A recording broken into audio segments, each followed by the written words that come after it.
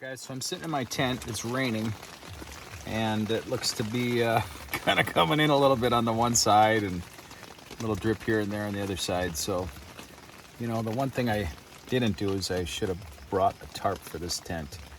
And I gave away my big monster tarp that I had for the other tent, but I didn't factor on not still having a small tarp for the tent this size. And I'll be darned if I really know what happened to that tarp. So in any event, I got to buy a tarp. And the rain kind of came up all of a sudden, and I was not really prepared for it. So, all right. So this is my place here. It's kind of leaking in right here on the end. I'm kind of using socks to kind of mop everything up with a sock. And you can see the inside of the tent's a little bit wet. So everything's just kind of sprawled out around in here. Some of the sides are wicking in a little bit of water from the seams here where the floor meets the sides. That's kind of typical. So if you're gonna use these little cheap tents, you gotta buy a tarp. You just gotta buy a tarp. Not sure if that's wind coming up or rain. What a weird sound. Just all of a sudden like that. What the heck? I don't know. Alright, you guys. The rain's going to be coming here pretty hard in a minute. I can just hear it on the buildings next to me. Alright. So why do I like camping versus being in a hotel? Because it's exciting. It actually connects you to the outside. And that's really where the living is. When you're inside in a house, you can't connect to anything. But this is how we're supposed to live. We're supposed to be out in the nature somehow. Hearing the sounds, the sights. That's living, you guys. Sitting in a hotel room where everything's predictable, everything's calm and dry. Yeah, that's fun for a while. But this is kind of exciting. All right, so we just left Don Salvador Benedicto and we're heading over to McCullough. So it is rainy today, and hopefully it won't be rainy the whole way. This is my favorite highway on this island, Highway 69. It's the most beautiful highway.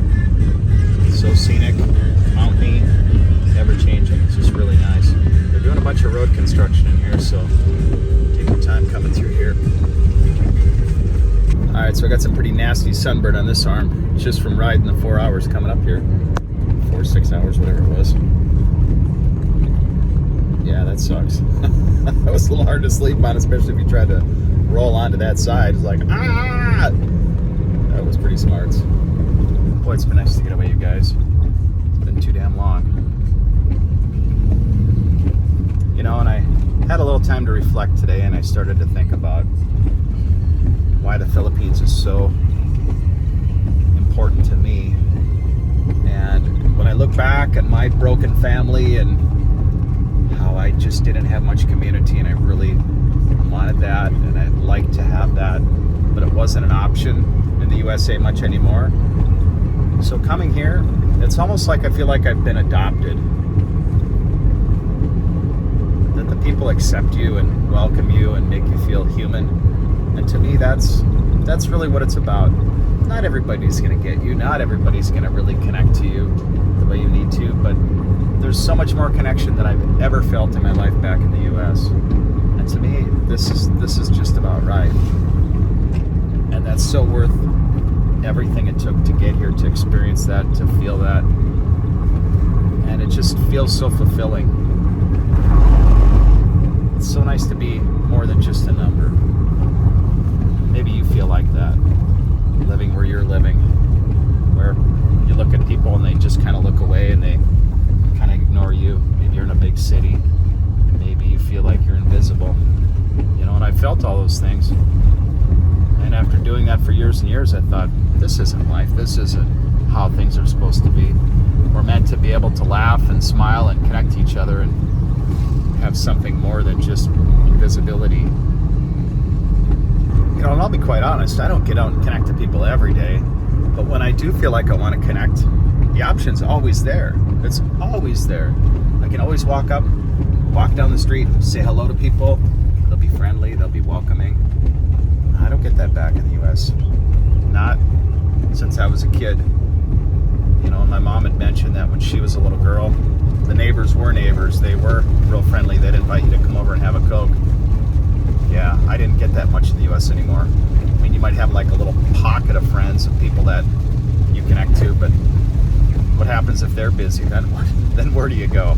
You know, it's just not an option to find it everywhere. Like I can't here. I can go to any little city, find people that'll just sit and BS with me, and that just makes me feel human, feel real. You know, and I really dig that, you guys. I feel like the Filipinos are my family. I've adopted them in my heart. It's my family, my first family. You know, I never had a real close family, and so this to me is my family, and I'm so grateful for that. You know, had I never left the U.S. and listened to, I got a real windy road here. I got to kind of watch. But had I never left the U.S. and I listened to all the people and all the fears and all the other stuff that people worry about traveling, I would have never experienced this. I wouldn't have allowed myself to have had this. And what a shame that would have been. What a total shame. And so by allowing myself to experience this Philippines experience, it's changed me. It's really changed me. All the years I spent just working, just to work, just to have the American dream, I think, man, I had the physical American dream, the tangible American dream, but I didn't have anybody to share it with. I didn't really have community. So it just ended up just being a bunch of stuff.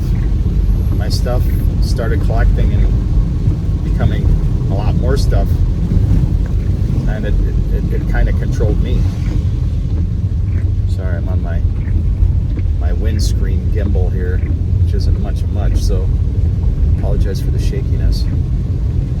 So this little voyage for me is also about reflecting on my gratitude, the things that I'm grateful for again, things that have meaning, the real reason that I come here, to connect to the people, to get away, to appreciate things that I might take for granted, even on a daily basis.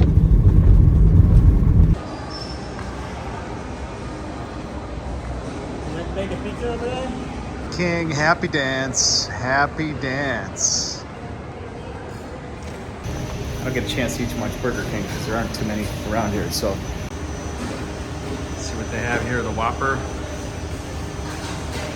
Kind of zoom in on the prices so you can see what things cost here. So a Whopper here is $2.59 for the combo. Any idea what the prices are?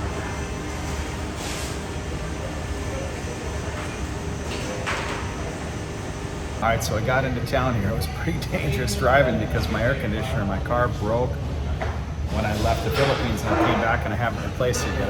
It's a bunch of money to replace it. I thought I would just get everything else done first, and that was kind of the last on my list. And I was kind of hesitant to take it out and go driving on a rainy day, knowing that it could happen, and it happened in the worst possible place. Downtown Bacolod, rain to beat hell. I'm trying to get around. Everybody's trying to cut me off. Everybody's in a me hurry, and stressful to get to this parking lot because I didn't know exactly where to turn. And so last minute I figured out, and I got here, and it's like, oh my gosh.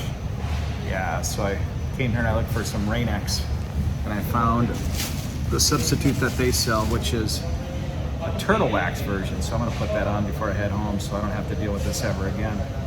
All right, the moment I've waited for. I think it's been 1 year since I ate into a delicious Whopper.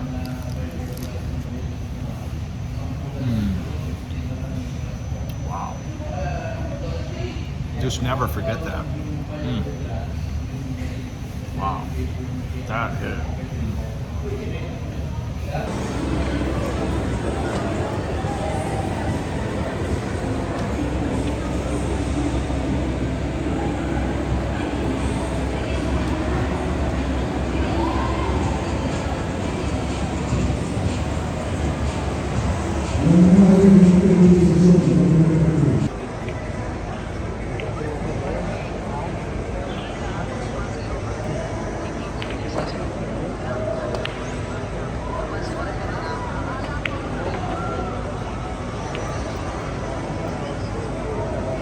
Growing up in Minnesota, that used to mean something. Alright guys, it's sugarcane harvest time. A lot of sugarcane trucks on the road. Gotta kind of look out for everything going on here. So if you look at the highways, they're all muddy. That's from all the sugarcane trucks coming out of the fields onto the roads. Bringing all that mud out. So I'm on the Kabonkalan to Bayis Road. Just taking the back way back to Dumaguete.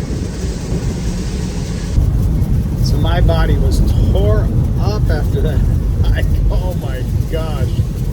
Yeah, and the crazy thing is I've been going to the gym 5 days a week now, walking on the treadmill for 20 minutes a day. So yeah, I was really surprised. I got my butt handed to me on that hike. Wow, I got muscles working that I still ain't used, so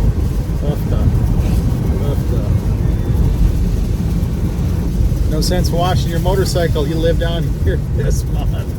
It's just not going to stay clean with all this mud on the roads. See how they ride in the truck, you guys? Check that out. See how they ride in the truck right on the roof? What do you think of that? Yeah, the only danger is if they hit a wire. Yeah, that could be real bad. There you go, no seatbelt, baby. Voila, seatbelt.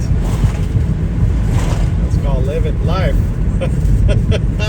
Try to do that back in the USA. Just get to give that a shot. See how much freedom you got to do that. Uh-huh. That's what I'm talking about. Yeah. You should see it when it's packed full of people. Quite crazy, you guys. See you next time.